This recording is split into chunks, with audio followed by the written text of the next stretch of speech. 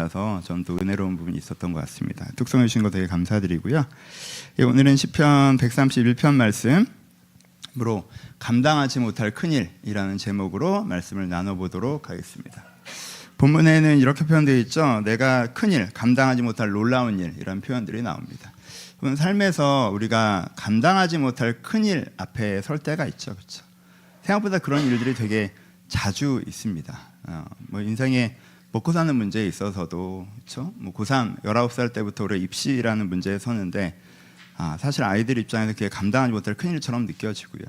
또 20대 중반이 되면 취업이라는 문에 서게 되는데, 그것도 되게 감당하지 못할 큰일처럼 느껴집니다. 막상 회사에 들어가고 삶을 이렇게 해도 이 직장에서 내가 열심히 나름대로 하고 있는데도 이게 언제까지 내가 이 일을 할 수 있을까, 이 일을 하는 것이 내 삶의 대답이 될까라는 생각 때문에 직장을 다니고 있음에도 불구하고 내가 감당하지 못할 큰일 앞에 서 있는 느낌이 들 때도 있습니다. 제 아내가 꽃집을 하는데요, 자영업을 해도 참 마찬가지인 것 같습니다. 꽃을 사놓고 다음 한 주간 이 꽃을 팔아야 되는 거잖아요. 그럼 일주일이 지나면 이제 이 꽃은 팔 수 없는 꽃이 되는 것인데 하루 종일 손님이 안 오는 날도 있죠. 사실 이것도 내가 감당하지 못할 큰일입니다. 내가 준비는 하지만 누가 들어와서 이것을 사갈지 알 수가 없잖아요.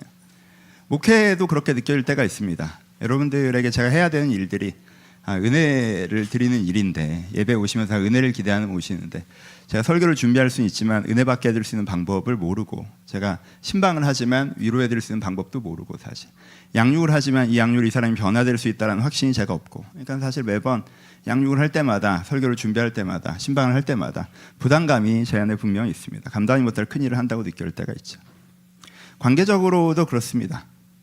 내가 좀 좋은 사람과 좋은 관계를 맺고 싶은데 내가 노력한다고 되는 게 아닐 때가 많습니다. 결혼이 되게 큰 벽처럼 느껴질 때도 있죠. 내가 이게 진짜 감당이 안 되는, 공부는 열심히라도 하면 되는 것인데 이게 열심히 해도 되는 것인지, 결혼이라는 문제가 감당할 수 없는 큰일처럼 느껴질 때가 있고요. 막상 결혼을 하더라도 좋은 가정을 꾸린다라고 하는 게 쉽지가 않습니다. 이게 노력한다고 되는 것도 아닌 것 같고, 감당하지 못할 큰일처럼 느낄 때가 있습니다. 그럼 부모가 되면 사람이 겸손해진다고 하죠. 나름대로 내 인간관계는 내가 나름대로 해왔고, 내 사회적인 일들은 내가 나름대로 해왔는데, 아이를 키우면 내가 할 수 없는 걸 하는 거잖아요. 그렇죠? 아이한테 얘기해 준다고 아이의 행동이 바뀌는 것도 아니고, 아이가 내가 하는 선택들을 하는 것도 아니고, 그렇죠? 나는 답을 아는데 아이는 그 답을 듣지 않고, 그렇죠? 감당할 수 없는, 다른 사람의 아이의 인생이 내 아이지만 다른 사람의 인생이잖아요. 감당할 수 없는 일을 하고 있습니다. 특별히 더 큰 일들도 있죠. 가끔은 우리가 큰 숙제 앞에 섭니다. 이건 진짜 내가 감당이 안 된다라고 하는, 건강에 문제가 생길 때 그렇습니다. 제가 지난주에 사금을 좀 찍어보려고, 여러분들이 되게 목소리가 왜 그 모양이냐고 했던 그 사금이, 사실 저는 1시간 동안 나름대로 목을 풀고 노력을 하고 이렇게 해서 이젠 정상이다 하고 찍었는데, 많은 분들이 목이 그러면 하질 마라 라고 연락이 오셔서 이제 일주일 쉬었는데, 참 건강이라고 하는 이런 사소한 거 하나도 목소리가 안 나오면, 사실 수요일쯤 목요일쯤 되니까 무섭죠. 내가 이번 주일까지 목소리가 안 나올까 봐 무서운 게 있습니다. 원고를 준비해봐야 말할 수 있는 목이 움직이지 않으면, 그렇죠? 건강이란 문제가 생기면요, 정말 내가 얼마나 초라한 존재인지 느껴지죠. 저는 사소한 얘기를 한 거고, 제가 감히 나눌 수 없는 큰 문제들을 갖고 계신 분들도 계시죠.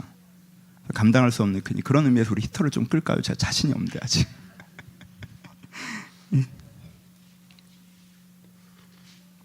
죄송합니다. 감사합니다. 여러분, 경제적인 문제 생겨보신 적 있으십니까? 돈이라는 게 있을 때는 되게 별거 아닌 것처럼 느껴질 때도 있고, 내가 되게 돈 앞에 대단한 사람처럼 느껴질 때가 있지만, 진짜 돈 문제가 제대로 터지면 감당할 수 없는 큰일입니다. 이게 답이 안 나와요. 답이 안 나와요. 계속 고민하는데 답이 안 나와요. 계속 걱정해서 답이 안 나와요. 그렇죠? 감당할 수 없는 큰일 앞에 우리가 자주 서게 됩니다. 어떤 때는 그냥 다른 사람 생각하면 나 정도면 괜찮지라고 생각하는데, 내가 이렇게 일상이 감당이 안 될 때도 있으시죠. 어머니들 가끔 출근하시고 퇴근하셔서 애가 너무 푹 자고 나를 반겨줄 때, 너무 푹 자고 나를 반겨줄 때, 낮에 너무 얘를 누가 많이 재워서 나는 진짜 지금 쓰러질 것 같은데 얘는 베스트 컨디션이라. 여러분, 내가 피곤하다고 일찍 자는 거 아니잖아요.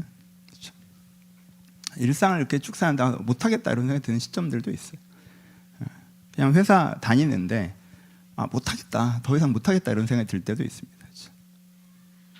사실 우리의 감정선의 질문을 던진다면 내가 갖고 있는 관계들, 내가 갖고 있는 일상들, 내가 갖고 있는 학업들, 노후에 대한 염려들, 내가 원하던 삶과 내 삶과의 거리, 그 거리를 좁힐 수 있는 방법을 모르는 것, 내 자녀 문제, 이런 것들이 다 감당할 수 없는 큰 일들로 내가 사실은 느끼고 있구나라는 것을 여러분들이 사실 고백하는 분들이 많이 계실 것입니다. 여러분, 사람이 감당하지 못할 큰 일을 맞이하잖아요. 그러면 100% 에너지를 소진하며 살게 됩니다. 그렇죠? 그럴 수밖에 없잖아요. 목사님, 저는 아니에요. 저는 감당할 수 없는 큰 일을 갖고 있으면서 전 좀 제게 게으르게 살아요. 맞아요. 하지만 여러분들의 에너지는요 100% 소진됩니다. 그렇죠? 어떤 사람은 100% 행동을 해요. 100% 행동을 합니다. 진짜 시간을 분단위로 쪼개서 열심히 하죠. 이걸 어떻게든 해결해 보려고. 어떤 분들은 8, 90% 정도 움직이십니다. 8, 90% 정도 움직이지만 마음속에 나 왜 100을 안 하고 있지? 라는 자책을 하느라 나머지 20% 에너지를 쓰세요. 어떤 분들은 3, 40%밖에 안 움직이세요. 저런 환경인데 어떻게 3, 40%나 움직이지? 저런 환경이면 100을 움직여야 되는 거 아닌가? 라고 생각하는데 3, 40%밖에 안 움직여요. 그럼 그 사람 마음 편하냐? 그렇지 않죠. 그 30, 40%밖에 안 움직여지는 이유가 어떤 면에서 그 일 압도됐기 때문이기도 합니다. 두려움과 긴장감과 외면하고 싶은 마음과, 그리고 자기가 안 움직이고 있기 때문에 내가 실패할 거라는 두려움, 실패가 예정되어 있다는 부정적인 전망과 이런 것들이 나를 깊게 덮어오기 때문에 사실 그 생각에 사로잡히느라 또 60, 70% 에너지를 씁니다. 그래서 사실은 감당할 수 없는 큰일 앞에 혼자 서 있는 사람들은 모두 다 100% 에너지를 사용하게 됩니다. 여러분, 그런데요, 인생을 살아가면서 100% 에너지를 쓰는 것은 문제가 있습니다. 사람은 70% 에너지만 쓰면서 살아가야 되거든요. 왜냐하면 인생은 마라톤이기 때문에 내가 오늘 100의 에너지를 쓰면 절대 안 됩니다. 그건 단거리를 뛰는 거고, 인생 굉장히 오랜 시간을 살아가는 거기 때문에 항상 60, 70% 에너지를 쓰면서 살아가야 돼요. 그렇게 오래 살아가야 되니까. 그렇죠? 그게 사실은 100의 에너지를 쓰는 거예요. 내가 한 달을 생각할 때, 1년을 생각할 때 67% 에너지를 쓰는 게, 하루를 생각할 때 60, 70% 에너지를 쓰는 게 사실 평생의 호흡에서는 100을 쓰는 거거든요. 그렇죠? 우리가 종점까지 가야 되잖아요. 도착 지점까지. 근데 단기적으로 몇 달 동안 혹은 몇 년 동안 100의 에너지를 쓰면서 살아가게 되면 어떻게 돼요? 사실 나는 120% 에너지를 쓰면서 살아가는 거예요. 그럼 나는 100밖에 없는데 120을 써요. 그럼 그 나머지 20은 어디서 오는 걸까요? 쓰면 안 되는 에너지를 쓰고 있는 것입니다. 어떤 에너지를 쓰는 거예요? 일상을 유지할 에너지를 쓰는 거예요. 그래서 100%의 삶을 사는 사람들 중에 일상이 유지가 안 되는 사람이 많아요. 기본적인 청소도 되지 않고 먹을 것도 챙겨 먹지 못하고 일상이 무너져 내립니다. 왜? 내가 일상을 유지할 에너지까지 거의 다 끌어다 쓰기 때문에 그래요. 결국 번아웃이 오는 사람은 어떻습니까? 미래에 쓸 에너지를 끌어다 쓴 거죠. 내가 내일 쓸 에너지까지 다 쓸어다 썼기 때문에 어쩌면 그냥 번아웃이 와버린 거예요. 아예 멈춰, 셧다운 돼버린 거예요. 더 이상 움직일 수 없게 되는 거예요. 또 굉장히 많은 분들이 어떤 에너지를 끌어다 쓸 수밖에 없어요. 내 인격을 유지할 수 있는, 내 인격을 유지하는 기본 에너지를 가져다 쓰십니다. 여러분, 이게 되게 위험하거든요. 사람의 인격을 유지하는데, 우리가 몸을 유지하는데 기초대사량이 있는 것처럼 우리의 인격을 유지하는 기초대사량이라는 게 있어요. 근데 그걸 가져다 쓰면 어떻게 돼요? 인격이 무너집니다. 내면이 피폐해져요. 감정이 널뛰기 시작하죠. 감정이 다루어지질 않아요. 욕망이 폭주하기 시작합니다. 욕망이 다뤄지지 않아요. 생각이 약해집니다. 생각이 세워지질 않아요. 내가 내 생각을 건강하게 지켜가고, 내가 내 욕망을 다루어가고, 내 감정을 내가 추스려가기 위해서 일정한 에너지가 필요하고, 그 에너지를 들여야 내가 나다운 모습을 유지할 수가 있는데, 내가 그 에너지를 끌어다 쓰기 시작하면서부터 사람의 내면이 조금씩 무너집니다. 그래서 100% 에너지를 쓰는 사람은 어느 지점에서 사람이 좀 변해요. 그런 사람이 아니었는데 사람이 좀 변해요. 어떤 사람은 되게 감정적이 되기도 하고, 어떤 사람은 굉장히 욕망에 휘둘리는 사람이 되기도 하고, 어떤 사람은 좀 그렇지 않아서는 좀 악해지기도 하고, 생각이 변한 거죠. 그래서 내면에 대한 이야기를 할 때 사실 그분이 내면에 대한 숙제를 갖고 있는 이유가 환경에 대한 이유일 때도 많아요. 내가 해결할 수 없는 일에 서 있기 때문에, 내가 감당할 수 없는 일에 서 있기 때문에 이 에너지까지 다 끌어다 쓰느라 내면적으로 무너지는 일들이 벌어질 때가 있다는 것입니다. 여러분, 이런 상황에 대한 오늘 본문의 조언은 무엇입니까? 이제 본문으로 들어가 보도록 하죠. 우리가 이런 상황에 설 때가 있는데, 이런 상황에 대한 본문의 조언은 무엇입니까? 본문에 말씀하시길 큰일과 감당하지 못할 놀라운 일을 하려고 힘쓰지 않는다라는 표현을 씁니다. 그러니까 오늘 본문이 어떻게 우리 가운데 조언하는 거예요? 네가 감당하지 못할 큰일을 하려고 힘쓰지 마라고 조언을 합니다. 그러니까 이건 어떻게 들리면 안 되는 건 하지 말라는 말씀처럼 들리기도 해요. 그렇죠? 그리고 어떤 면에서는 포기하라는 말씀이 있고, 할 수 있는 것만 하라라는 말씀이기도 합니다. 이게 어떤 사람에겐 좋은 조언일 수 있어요. 우리가 욕심을 부리겠거나 내가 놔야 되는 걸 붙잡고 있는 사람한테는 이건 굉장히 중요한 조언입니다. 그건 안 되는 거야. 그건 네가 받아들여야 돼. 내가 지금 욕심이야. 그건 네 분깃이 아니야 라고 하는 사람한테는 그게 너무 좋은 조언입니다. 그런데 여러분들이 맞닥뜨리고 있는 감당하지 못할 큰일 중에 이거 놓으면 되는 게 얼마나 있을까요? 대부분의 사람들은, 대부분 우리가 맞닥뜨리고 있는 큰일은 놓을 수만 있으면 놓고 싶은데 이게 놔지지 않는 문제예요. 논다고 어떻게 할 겁니까? 이걸 어떻게 할 거예요? 놓으면 됩니까? 이게 내가 놓을 수 없는 문제여서 내가 이 문제에 압도당하고 있는데 그냥 포기하고 할 수 있는 것만 해라는 조언을 우리가 불편하게 받아들이는 부분들이 있습니다. 또 하나, 이 조언은 약간 의문을 들게 합니다. 왜냐하면 성경 전체 정신과 잘 안 맞는 것처럼 이 본문 한 줄이 느껴지기 때문에 그래요. 여러분, 성경 전체 정신은 뭐죠? 여러분, 성경의 이야기 전체가 뭐예요? 감당하지 못할 큰일을 시도한 사람들의 이야기입니다. 모세는 감당할 수 있는 일을 시도했습니까? 다윗은요? 기드온은요? 히스기야는요? 성경 전체는 감당하지 못할 큰일을 시도한 사람들에 대한 이야기였습니다. 그런데 갑자기 전체적으로 그 일을 하고 왔던 성경의 이야기 속에서 갑자기 한 구절이 감당하지 못하는 건 안 하는 게 맞아 라고 했으면 모세도 떨기나무 아래서 하나님, 저는 못합니다. 그걸 하고 갔어야 되고요. 다윗도 그건 제가 못합니다 라고 했어야 되는 것입니다. 그렇죠? 기드온은 누구보다 마찬가지고요. 당연히 300명으로는 못 싸웁니다 라고 했어야 되는 것이었겠죠. 일단 성경 전체 정신에도 이건 맞는 조언은 아니에요. 그럼 좀 더 자세히 읽어봅시다. 감당하지 못할 큰일을 하려고 애쓰지 말라라는 말씀은 무엇인가요? 그 앞에까지 읽어야지 이 의미가 완성될 수 있습니다. 일부러 제가 뒤만 읽은 것이죠. 전체 문장을 봅시다. 앞에는 뭐가 나와요? 마음의 교만과 눈의 오만에 대한 이야기를 하고 계십니다. 그렇죠? 마음의 교만과 눈의 오만. 마음의 교만은 뭐예요? 내가 대단한 사람이라고 생각하는 거죠. 그렇죠? 내가 대단한 사람이라고 생각하는 거예요.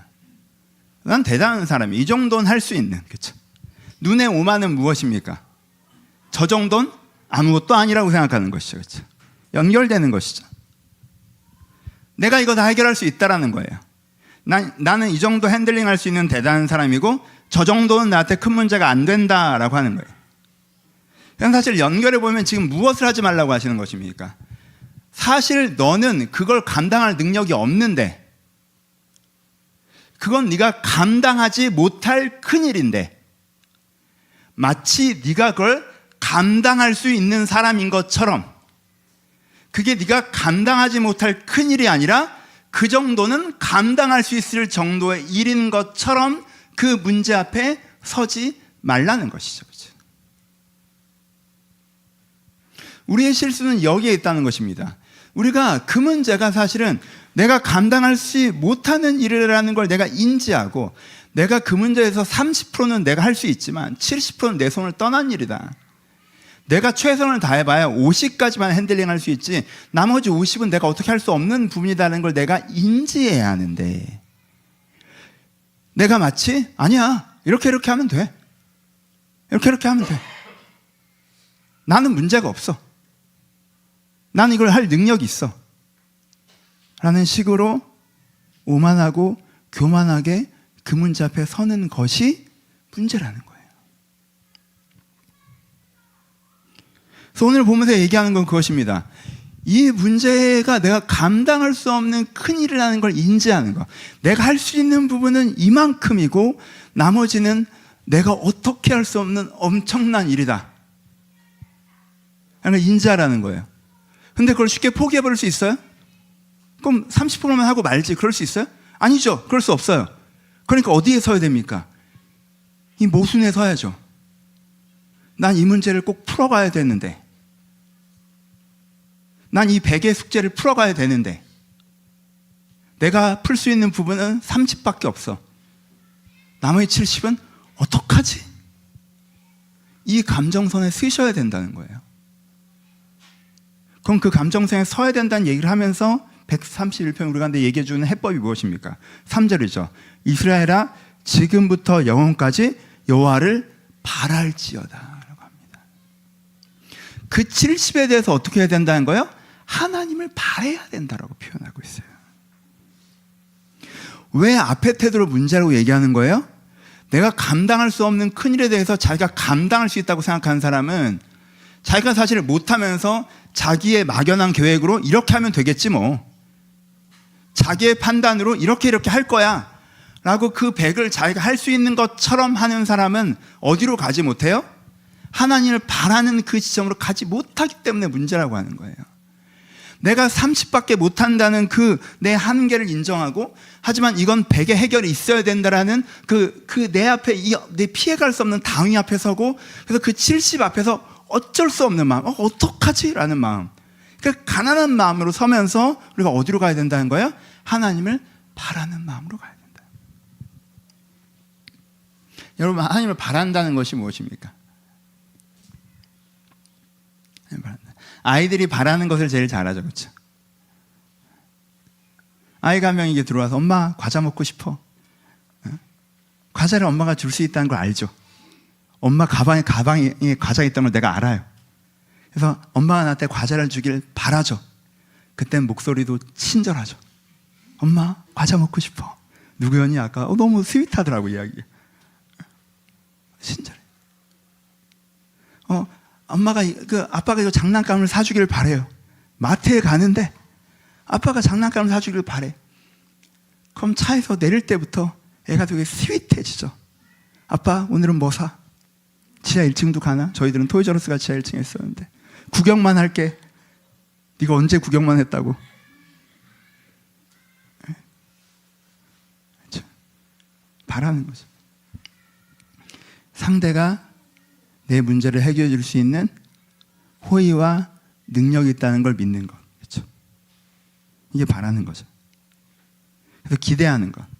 상대가 내 문제를 해결해 줄 수 있는 호의와 능력이 있다는 걸 내가 믿고 기대하는 거. 이게 바라는 거란 말이에요. 그래서 어떻게 하라는 거예요? 하나님을 바라라는 거죠. 그 나머지 부분에 있어 하나님을 바라라고 이야기를 합니다. 그래서 그 하나님을 바라는 것들을 통해서 어떻게 해요? 하나님을 내 문제에 초대할 수 있다라고 얘기하는 것이죠. 하나님을 바라는 건 구체적으로 세 가지로 나눠볼 수 있습니다. 첫 번째는 무엇입니까? 하나님과 함께 고민하는 것입니다. 하나님 이거 어떻게 합니까? 하나님 이거 어떻게 해요? 하나님 저 이런 문제 생겼는데 이거 어떻게 해요? 라고 하나님 인도하심을 바라는 거죠. 그렇죠? 하나님이랑 상의하는 거예요. 내 생각과 내 계획에 내가 매몰되기 전에 하나님 이거 어떻게 합니까? 라고 내 계획에서 하나님을 바라는 거예요. 두 번째는 능력에서 하나님을 바라는 것입니다. 하나님 제가 이걸 해내야 되는데 하나님 제 힘으로는 안 돼요. 하나님 능력 주세요. 하나님 나에게 힘 주세요. 나에게 힘 주셔서 내가 이것들을 하게 하세요. 하나님께서 나에게 어떻게 하라고 말씀해 주셨는데 내가 그걸 할 수 있는 능력이 없어요. 그러니까 하나님 나에게 힘 주세요. 내 마음에 힘을 주시고 내 삶의 힘, 내 마음에 내 삶의 힘을 달라고. 세 번째는 무엇입니까? 하나님께 맡겨드리는 것입니다. 이 영역에서는 내가 할 수 있는 부분이 전혀 없어요. 그래서 하나님을 바랍니다. 하나님 이 부분은 하나님께서 일해 주세요. 하나님께서 일해 주세요. 이 하나님을 바라는 것입니다. 내 계획에 하나님을 초대하고 내 능력에 하나님을 초대하고 그리고 내가 할 수 없는 부분에 하나님을 초대해가는, 그래서 하나님을 내 삶의 일부로 받아들이는 것, 그 70%를 하나님의 자리를 만드는 것, 이것이 하나님을 바라는 것입니다. 여러분. 이것이 우리 안에 되는 것이 필요하다는 거죠.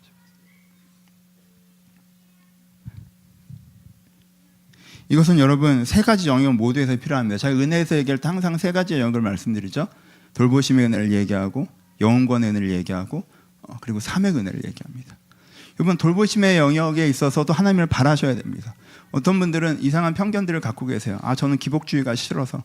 여러분, 돌보심의 은혜만 이야기하는 것을 기복주의라고 얘기하는 것이 돌보심의 은혜가 없다고 얘기하는 것은 아닙니다. 나는 품위 있는 신앙생활을 하고 싶어. 나는 먹고 사는 문제는 내가 다 알아서 할 거야. 그리고 나는 뭔가 내면적인 거, 좀 가치적인 거, 이런 거를 종교생활, 신앙생활을 하는 게 좋아. 여러분, 여러분들이 먹고 사는 거 진짜 여러분들이 알아서 하십니까? 그 재능 하나님이 주신 거 아니에요? 그 기회 하나님이 주신 거 아닙니까? 여러분들이 진짜 한 거예요? 진짜? 하나님의 돌보심이 아니었으면 그 자리에 안 있었을 사람이 마치 그걸 다 내가 해낸 것처럼, 여러분, 그러면 안 되죠. 하나님이 주시고 돌봐주신 거잖아요. 그 일자리 여러분들이 못 얻어서 기도했던 일 아닙니까? 그 결혼 여러분들이 못 얻어서 기도했던 일 아닙니까? 그 자녀 여러분들이 못 얻어서 기도했던 일 아닙니까? 그 사회적 기회 여러분들이 기도했던 거 아닙니까? 근데 언제부터 여러분들이 그 당연히 내 것인 것처럼, 야, 이 문제는 내가 알아서 하니까 하나님. 아니에요. 돌보심의 영역에서 하나님을 바라셔야 돼요. 재정 문제 있으십니까? 하나님을 바라셔야 돼요. 사회적 기회 문제가 있으십니까? 하나님을 바라셔야 돼요. 육아의 문제가 있으십니까? 관계의 문제가 있으십니까? 하나님을 바라셔야 돼요. 두 번째, 여러분, 영혼권의 영역에 있어서 하나님을 바라셔야 합니다. 내가 돌보심에 대해서는 뭔가 간절히 기도하실 줄 아시면 오히려 영혼권의 영역에서 하나님을 바라지 않으시는 분들도 계세요. 그래서 내 내면에 대해서는 명상과 성찰, 학업까지 좋아하시면 내가 할 수 있는 것까지만 하세요. 어떤 분들은. 그래서 저를 좋아하십니다. 앞부분을 설명을 많이 해주니까. 이런 부분은 명상이 필요하다. 이런 부분은 성찰이 필요하다. 이런 부분은 이런 쪽의 뷰가 필요하다. 여러분, 진짜 내면이 바뀌는 어느 부분은요, 그런 걸로 되는 게 아니에요. 진짜 바뀌는 부분은 뭐예요? 내가 하나님이 내 영혼 가운데 찾아오셔서 내 영혼을 새롭게 하시길 기대하고 바랄 때 주님께 우리 영혼 가운데 찾아오셔서 신비롭게 내 중심을 바꾸시는 거예요. 그냥 이런 관점으로 말씀을 이해하니까 뭔가 내가 이런 식으로 내면을 좀 자기 돌봄의 시간을 가지니까 뭔가 나아지는 거, 여러분, 그건 세상에서도 하는 거예요. 다른 종교에서도 다 하는 거고 좋은 거긴 하지만 그걸 은혜라고 하지는 않습니다. 어떤 분들은 그렇게 자기가 할 수 있는 것까지만 하세요. 그래서 말씀을 꾸준히 읽으니까 마음이 괜찮아지는 것 같아요. 내가 그래도 기도의 시간과 자기 돌봄의 시간을 가지니까 괜찮아진 것 같아요. 여러분, 그 이상이 필요해요. 하나님, 내가 30% 했는데 내 마음의 중심이 바뀌어야 되는데 그걸 하나님 은혜가 필요합니다. 사명의 영역에서도 마찬가지입니다. 사명에서는 하나님께 내가 해드린다고 생각하기 때문에 내가 할 수 있는 부분, 할 수 있는 만큼만 하고 나머지는 됐지 뭐 라고 생각하시는 분들도 있어요. 그렇지 않아요. 내게 맡겨진 사명이라고 한다면 내가 그 부분에서 내가 할 수 있는 부분은 30%고 나머지 70%는 하나님께 해주셔야 된단 말이에요. 설교 제가 할 수 있죠. 근데 하나님이 은혜 주셔야 됩니다, 여러분. 강의는 편해요. 강의는 편해요, 사실. 정보 전달하는 거니까. 강의는 편해요. 설교는 하나도 안 편해. 왜? 매번 못하는 걸 하는 거거든. 매번 못하는 걸 하는 거거든. 그러니까 내가 하나님의 사명을 감당하지만 나머지는 하나님께서 해주시길 바라는 그런 것이 필요하다는 거예요. 그러니까 여러분들의 그 은혜의 영역들에서 내가 환경에 문제가 있건 내면의 숙제가 있건 사명의 이슈가 있건 내가 하나님 앞에서 내가 할 수 있는 부분들을 하고 그 진짜 목적이 성취되려면 그 백이 이루어지려면 하나님께서 해주셔야 되는 부분들을 기대하면서 그것을 바라는 그런 것이 우리 가운데 필요하다는 것입니다. 그리고 그 바람에 대해서 우리 가운데 확신이 찾아올 때 하나님께서 이 부분에 함께 하셔서 나를 돌보시겠구나 라는 확신이 찾아올 때 우리 가운데 무엇이 찾아와요? 무엇을 받습니까? 이것이 오늘 가장 중요하게 강조하고 싶은 것인데 평안을 받습니다. 평안. 본문의 2절에 얘기하는 거죠. 실로 내가 내 영혼이 고요하고 평온하게 하기를. 영혼의 고요함과 평온함, 내면의 고요함과 평온함. 아직 환경이 해결된 건 아니죠. 답이 다 나온 건 아니에요. 그런데 그 영역에서 하나님께서 일해 주시길 내가 확신했기 때문에 하나님께 이 부분에 개입하시는 확신이 생기기 때문에 내가 내 찾아오는 평온함에 대해서 오늘 본문 우리 가운데 이야기해 주고 계십니다. 여러분, 이야기를 좀 드리고 싶어요. 오늘 두 가지 이야기죠, 그렇죠? 교만이 아니라 바람이 필요하다는 거고, 하나는 불안이 아니라 평온이 필요하다는 것입니다. 아까 말씀드렸던 거죠. 저는 여러분들의 내면 변화에 가장 큰 관심을 가지고 있습니다. 여러분 내면의 변화에 가장 큰 관심을 가지고 있어요. 근데 여러분들의 상당수는 백의 에너지를 쓰고 있기 때문에 내면이 무너져 내리고 있어요. 그러니까 내가 감당할 수 못한 큰일 앞에 서서 백의 에너지가 빨려나가고 있어서 사실 120이 빨려나가니까 내면을 유지할 에너지도 다 쓰고 있는 상황에서 제가 감정을 이렇게 돌봐라, 생각을 이렇게 다루어라 라고 하는 게 잘 와닿지 않게 되는 거예요. 왜요? 그걸 할 에너지가 없다고 느껴요, 본인은. 또 그걸 해야 된다는 게 부담스럽게 느껴져요. 왜? 지금 에너지가 없으니까. 그러니까 이 얘기를 해도 숙제처럼 다가와요. 여러분 그게 너무 자연스러운 거예요. 왜? 내가 지금 100이 있고 여기 에너지를 다 빨려 들어가고 있기 때문에. 그래서 사실 제가 정말 강조하는 영혼구원의 은혜, 여러분들의 생각이 변하고 정서가 변하고 욕망이 변하는 그 영혼구원의 은혜, 내 마음을 돌보고 인격을 회복시키는 그 기본적인 걸 하시기 위해서는 여러분한테 뭐가 어떤 면에서는 선결돼야 되냐면, 뭐가 선결돼야 하냐면 하나님을 바라는 가운데 하나님께서 그 문제 가운데 개입하실 것이라는 확신 가운데 오는 평안이 회복돼야, 그 평안이 회복되면서 내가 여기에 백의 에너지를 쏟아붓지 않고 아직 그 문제가 해결되지 않았지만 내 안에 내면의 평안, 정서적 에너지가 다시 한번 회복될 때 내가 내 내면을 회복하고 일상을 회복하고 영혼을 회복하는 그럴 수 있는 여유들이 생긴다는 거예요. 이거 안 뛰어도 돼. 뛰니까 더 웃기잖아. 은이 너무 착하죠. 은솔이 너무 작아. 그 평안이 필요하다는 거예요. 그래서 여러분들 그 평안에 대한 소망이 있으셔, 기대가 있으셔야 돼요. 오늘 뭐라고 표현하게? 이 평안에 대해서 내 영혼이 고요하기로 평안하기를 젖된 아이가 그 어머니 품에 있는 것 같게 하였나요? 그러니까 이 평안을 뭘로 표현해요? 엄마 품에 안겨있는 아기로 표현하죠, 그렇죠? 지금 엄마 품에 안기는 아기가 난리가 나긴 했는데 저보다 작은 아기, 저보다 작은 아기. 그건 진짜 작은 아이가 시적 이미지로 엄마 품에 안겨있다는 건 무엇입니까? 일단 뭐예요? 정서적인 에너지가 공급되는 거죠, 그렇죠? 그 체온만으로 그 정서적 에너지로 애가 안정감을 느끼는 거죠. 그 다음에 또 무엇입니까? 사회적인 안전감을 누리는 거죠. 누가 와도 내 엄마가 나를 지켜줄 거라는 안전한 느낌을 갖는 거예요. 세 번째는 무엇입니까? 엄마 품이 상징하는 또 하나는 젖먹이는 것, 그러니까 공급에 대한 거죠. 내가 배고플 때 나를 공급해 줄 거라는 확신이죠. 그러니까 지금 내가 하나님으로부터 뭘 느끼고 있다는 거예요. 내가 지금 당장 젖을 먹지 않고 있다 할지라도, 지금 누가 당장 쳐들어온 걸 그렇지 않다 할지라도 내 감정선은 어떻다는 거예요. 하나님이 나를 안아주시는 것처럼, 어머니 하나님이 나를 안아주시는 것처럼, 내가 하나님께서 나를 지켜줄 것이라는, 그리고 하나님께서 나를 돌봐서 공급해 줄 것이라는, 그리고 하나님이 지금 나를 사랑하신다는 그 정서적 에너지와 사회적인 에너지와 물리적인 에너지를 내가 다 받고 있는 그 안정감을 느끼고 있기 때문에 내가 뭘 한다는 거예요? 내 영혼이 고요하고 평온한 이 평안을 느끼고 있다는 거죠, 그렇죠? 이 평안에 대한 기대를 가지셔야 합니다.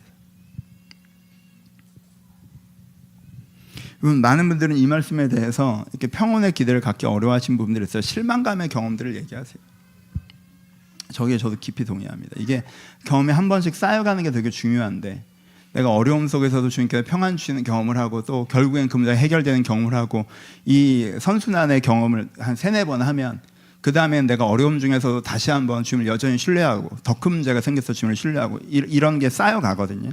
그러니까 한 3바퀴만 돌면 여러분 그 다음부터는 조금 쉬워지는 게 있어요. 믿음의 연차가 쌓인단 말이에요. 근데 3바퀴 돌기 전까지 반대의 경험을 하는 경우들도 있는 거죠. 내 딴에는 뭐 부족했지만 기도를 했는데 내 상처는 풀려가지 않았다든가, 내가 그때 기도하지 못한 건 맞지만 너무 내 생각이 안 좋은 식으로 문제가 풀려져 갔다든가, 이런 경험이 한 2-3번 반복되면 이제는 부정의 악순환이 한 3번 생긴 거죠. 그래서 하나님이 나를 돌보신다는 신뢰감 같은 게 별로 없어지고 그런 부분들이 생길 때가 있습니다.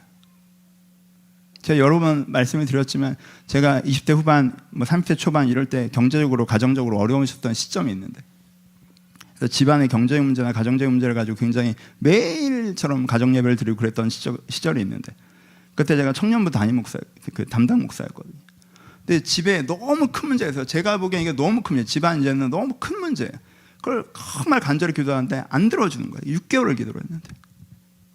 근데 청년부 가서 별것도 아닌 문제예요. 근데 이거 하나님이 좀 해주셔야 되는 것 같아요. 그래서 청년부들끼리 모여갖고 한 30분 기도했어요. 근데 이게 되는 거야. 그러니까 하나님이 해주셨다는 그 제안의 확신은 나름대로 있는 거예요. 너무 감사한 일이죠. 그래서 리더들이랑 되게 감사하다고 하고 차 몰고 제가 집에 오면서 제가 이제 사운드를 내서 이렇게 얘기했어요. 차에서 혼자. 하나님 계신다고 깜빡하고, 하여튼 지일은 진짜 관심 많아 이랬어요. 하여튼 지일은 관심이 겁나 많아. 하여튼 겁나 아니고 욕했어요 사실. 너무 섭섭한 거야. 이게 훨씬 큰 문제고, 사실 그거 내가 청년부 지도지만 그거 안 돼도 돼. 사실 그거 안 돼도 돼. 그 일 잘 안 돼도 돼. 또 하면 되지 뭐. 근데 이거는 너무 심각하면 이거 안 되는 거야. 이거 짜증. 이런 경험이 한 3번 되면 내 문제를 가지고 기도하기가 싫어지는 지점이 있어요. 근데 여러분, 제가 죄송한 마음을 갖고, 저도 그 감정을 알기 때문에 그때 저한테 이런 소리 하는 사람 제가 제일 싫어했는데, 뭐 또 제가 살다 보니까 여기에 있네요. 그래서 제가 합니다. 소망의 인내가 필요합니다. 소망의 인내가 필요합니다. 여러분, 다윗이 기름 부음 받고 다음날 왕이 된 것이 아니라 7년간 도망자의 삶을 살았습니다. 모세가 부르심을 받고, 자기가 젊을 때 먼저 받은 부르심을 말씀드리는 거예요. 자기가 이집트의 왕자로서 나만 호의호식하면서 살려고 하는 게 아니라 뭔가 내 민족을 생각해야겠다라는 소명의식을 받고, 그러니까 40년 동안 왕자의 지위를 잃어버리고 목동으로 살았습니다. 이런 신분 추락이 있어요.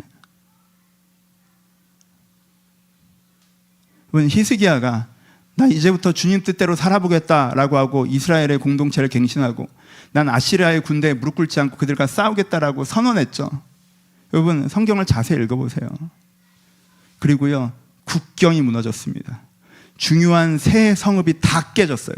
전 국토를 아시리아에게 뺏겼습니다. 수도가 포위당한 거예요. 내가 하나님을 의지하면서 이 문제를 해결해 보겠다라고 하고 하나님과 함께 이 문제를 풀어보겠다고 했을 때, 다윗 생각에는 자기가 왕의 사위가 됐으니 난 왕의 사위야. 근데 요나단은 내가 왕이 돼야 된다고 생각해. 형이 포기하고 이양만 하면 내가 왕이 되는 거잖아. 왕이 바로 턱 밑까지 왔어. 근데 이제 추락하죠. 하나님이 나를 이스라엘 민족을 위해서 사용하신다고. 그치, 내가 지금 이집트에 있는 이스라엘 민족 중에 제일 신분이 높잖아. 내가 이집트의 왕자잖아. 그래, 이 신분으로 뭔가 할 수 있겠지. 그래, 그 신분 다 잃어버리죠. 그렇죠? 여러분, 하나님이 우리를 돌보실 것이라고 유월절을 지키고 막 그럴 때 얼마나 사람들이 은혜 받고 막 그 부흥 집회 같은 그 시간들이 지나갔습니까? 엄청난 이 절개의 은혜가 막 있었죠. 히스기야 때. 그 절개의 은혜가 딱 끝난 다음에 하나님이 우리를 지키실 것이다 라고 그들이 함께 모여 할렐루야 아멘하고 국경이 박살났어요. 성이 판판이 무너졌습니다. 그래서 아시리아의 장수가 지금 히스기야 앞에 딱 와서 뭐라고 합니까? 하나님이 우리와 함께 하지 않으셨으면 우리가 어떻게 여기까지 이기고 왔겠냐. 하나님이 너희와 함께 하셨으면 국경에서 우리가 졌겠지라고 얘기하죠. 그 과정이 있어요. 그 과정이 있어요. 그럼 여러분, 내가 그 과정 중에 있더라도, 내가 당장 기도하는데 그 문제가 잘 풀려가지 않는다고 하는 그 과정 중에 있더라도 여전히 소망의 인내라는 말씀을 붙잡고 다시 한번 주님을 바라보는 그 하나님을 기대하는, 하나님을 바라는 기도가 필요하다는 거예요. 그러면 여러분 그 기도에 깊이 들어가시면 문제가 해결되기 이전에 여러분들이 평안을 누릴 수 있습니다. 여러분, 제가 이제는 좀 더 여러분들 알고 있다고 생각하기 때문에 자신 있게 얘기합니다. 여러분, 시편 이제는 다 읽으셨죠? 우리 거의 다 왔죠? 시편에서 다윗이 얼마나 자주 아무것도 해결되지 않았는데 평온을 느낍니까? 내가 사방의 우겨쌈을 여전히 당하고 있는데 내 영혼을 안전지대에 두셨다라고 고백합니까? 사방에 내 대적밖에 없다고 얘기하는데 내가 평안히 누워 자기도 하리니라고 고백합니까? 그 고백이 나올 때까지의 과정이 있죠. 앞에서 뭐라고 얘기해요? 원망하고 두려움을 토로하고 하나님 어떻게 이럴 수 있냐고 얘기하고 이 문제가 해결되길 간구하고, 그렇죠? 내가 너무 큰 어려움 가운데 있다는 걸 하나님께 얘기하고 하나님의 손이 아니면 이게 해결되지 않는다는 것, 왠지 하나님이 안 도와줘서 섭섭하다는 것까지 다 이야기하고 간구하는 과정 가운데서 그가 뭘 경험했기 때문에 평안의 고백을 해요? 하나님이 도우실 것이라는 확신들을 경험하면서 평안의 고백을 하는 거예요. 여러분, 이 평안 여러분들에 있으셨으면 좋겠습니다. 그러니까 여러분, 내가 감당하지 못할 큰일이 생겼을 때 두 가지를 하지 마세요. 하나는 이거 나 할 수 있어, 이거 하지 마세요. 그렇게 교만과 오만으로 120% 에너지를 끌어다 쓰는 거, 1년 뒤에 여러분들의 내면이 어떻게 되는지 보세요. 여러분들의 생활이 어떻게 되시는지. 너무너무 위험한 거예요.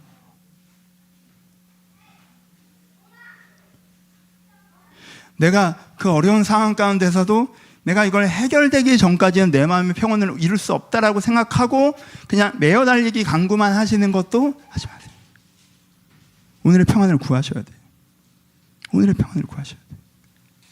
그래서 세상에 줄 수 없는 평안. 세상은 평안을 어떻게 줍니까? 세상은 평안을 어떻게 줘요? 세상은 평안을 환경으로 줍니다. 환경이 좋아지면 평안해지는 거예요. 그게 세상이 주는 평안이고, 하나님도 이 평안을 때 주시죠. 결국에 주셔야 합니다. 근데 세상이 줄 수 없는 평안은 건 뭐예요? 환경은 아직 좋아지지 않았지만 하나님을 신뢰하는 가운데 우리가 누리는 평안을 얘기해요. 이 평안을 여러분들이 만나셨으면 좋겠습니다. 말씀을 마치겠습니다. 가끔 그런 생각을 해요. 생각을 합니다. 여러분들이 이해가 잘 돼요. 감당할 수 없는 큰일 앞에 있으니까. 여러분들이 감당할 수 없는 큰일 앞에 있어서 마음의 에너지를 다 썼는데 영혼의 구원, 내면의 변화, 정서의 변화, 이거 좀 사치스럽게 들려요. 게 너무 이해돼요. 숙제처럼 느껴지는 거, 구름 잡는 얘기처럼 느껴지는 거, 너무 이해돼요. 너무 공감돼요. 왜요? 저도 그러니까. 이 문제부터 좀 우리 해결할 수 있었으면 좋겠어요. 두 가지를 합시다. 하나, 상황은 해결 안 된 건데 마음만 평안하다. 그건 별로. 그건 우리는 그렇게 대단한 사람 아니야. 하나님을 바라기 때문이에요. 하나님을 바라기 때문에. 하나님을 바란다는 건 뭐예요? 그 문제가 해결될 수 있다는 신뢰감 같은 거예요. 내가 생각하는 방식은 아니더라도 분명히 해결된다는 신뢰감. 내가 생각한 방식은 아니더라도 분명히 내가 하나님께 이 정도면 충분히 감사합니다 라는 방식으로 해결될 수 있다는 신뢰감. 그만 결과가 있어야 돼. 그리고 두 번째는 그걸 미리 내 안에 허락하시는 평안이 있으셔야 돼요. 이 두 가지를 간절히 사모하십시오. 이 여러분들이 지금 갖고 있는 그 삶의 문제들을 붙잡고 하는 그 기도 가운데 오는 평안, 그것이 여러분한테 있었으면 좋겠어요. 그 속에서 우리가 또 다른 것들도 해나갈 수 있는 거니까 이 평안이 꼭 있으셨으면 좋겠습니다. 그러면서 이 평안이 없을 때 131절 읊조리세요. 131편은 이걸 얻은 사람이 하는 뒤의 고백이죠. 130편 이걸 다 지나온 사람의 고백이에요. 이걸 천천히 읊조리세요. 여호와여, 내 마음이 교만하지 아니하고 내 눈이 오만하지 아니하오며 내 큰일과 감당하지 못할 일 하려고 힘쓰지 아니하나이다. 천천히 읊조리세요. 전 이 1절을 읊조리면서 정말 많이 울었습니다. 막 내 힘을 어떻게든 해야 될 것 같고 이게 안 될까 봐 너무 무섭고 이럴 때 이걸 내려놓는, 하나님 제가 해봐야 60% 이상 못합니다. 그리고 내 마음 평안이 없는데 실로 내 영혼이 고요하고 평온하기를 젖된 아이가 그 여호와의 품에 갖게 하였나니 내 영혼이 고요하고 평온하기를, 내 영혼이 고요하고 평온하기를 천천히 읊조려. 그리고 마지막에 여호와를 바랄지어다, 여호와를 바랄지어다, 여호와를 바랄지어다 천천히 읊조립니다. 저는 전체 구절을 읽지는 않고 하나님, 내가 감당하지 못할 큰일을 힘쓰지 않겠습니다. 하나님, 내 영혼이 고요하고 평온하길 바랍니다. 하나님 제가 여호와를 바랍니다 라고 여러분 마음이 불안해질 때마다, 그 일에 압도될 때마다, 평온이 사라질 때마다 천천히 이거 읊조려 주셨으면 좋겠어요. 오늘의 설교를 기억하시고. 그래서 이 설교했던 이야기 같은 은혜가 여러분한테 있었으면 좋겠어요. 그때까지 천천히 간절히 읊조실 때 하나님이 여러분들의 마음을 위로하시고 하나님께 여러분들을 도우실 것입니다. 그렇게 여러분들의 마음과 여러분의 삶의 문제로 하나님을 초대하십시오. 하나님의 일하심을 더 많이 경험하시기를 주님의 이름으로 축원합니다. 우리 같이 기도하시겠습니다.